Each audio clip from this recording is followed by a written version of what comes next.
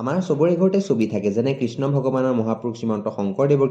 কিন্তু আপোনালোকে জানেনে পৃথিৱীৰ চবতকে দামী এক্সপেঞ্চিভ ছবিখনৰ নাম হৈছে সালভাটো মুণ্ডি বুলি আৰু এই মাষ্টাৰপিচখন বিক্ৰী হৈছিলে $450 মিলিয়ন যদি মই ট্ৰান্সলেট কৰো ইণ্ডিয়ান ৰুপিছলৈ মই এটা কথাই ক'ম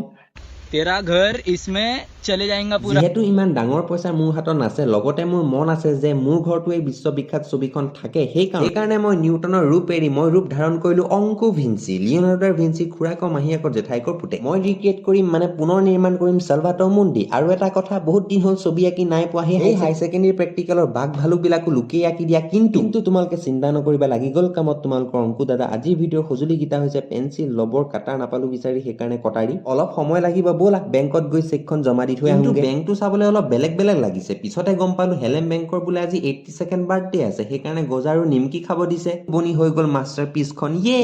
হাঁহে কাইলৈ তাৰ বাওঁ হাত নুশুকাব ছাবস্ক্ৰাইব